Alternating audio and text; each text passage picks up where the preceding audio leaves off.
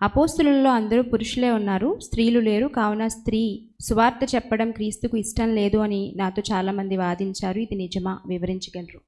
Okay, so రోమా పత్రికలో నేను ఇంతవరకు ప్రస్తావించినటువంటి యునియా అనే స్త్రీని అపోస్తలులుగానే పిలిచారు. ప్రసిద్ధికెక్కిన అని.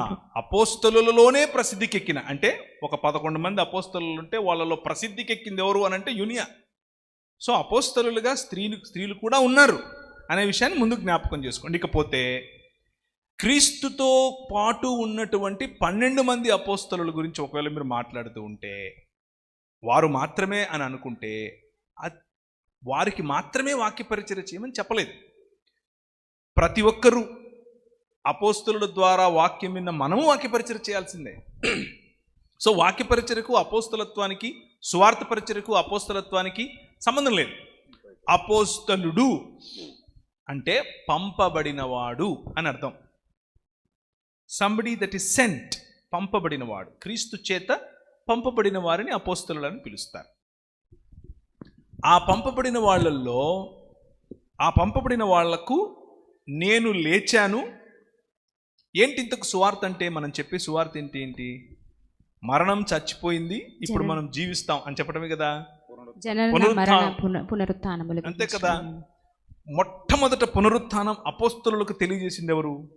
మగ్దలేనే మరియా స్త్రీ అన్న కదా. సో అక్కడ పురుషుల కోసం కూడా రాయబడి ఉంటదన్న. కరెక్ట్. వాళ్ళు నమ్మలేకపోయారు. కరెక్ట్.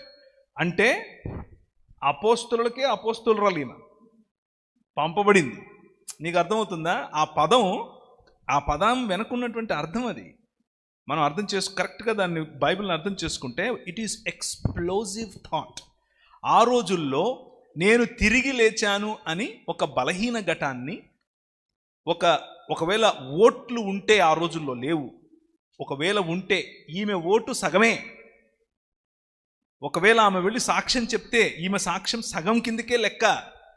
అలాంటి వ్యక్తిని ఎన్నుకొని ప్రభు అయిన యేసుక్రీస్తు ఏమంటున్నాడంటే, నువ్వు వెళ్ళి నా సహోదరులతో చెప్పు, నేను వారికి ఇంతకుముందే చెప్పినట్లు గలిలియలో వాళ్ళని కలుస్తాను, వాళ్ళని అక్కడ రమ్మని చెప్పు అని చెప్పాడు. సో యేసుక్రీస్తు ఒక స్త్రీని నమ్మి తన ఈ ప్రపంచాన్ని తిరిగి దేవుని సమాజముగా, తిరిగి దేవుని కుటుంబముగా చేసే ఈ విశ్వ మానవోద్ధరణ అనే ప్రణాళికలోనికి చాలా కీలక ఘటం ఎవరిని ఎన్నుకుంటున్నాడు? స్త్రీని ఎన్నుకుంటున్నాడు.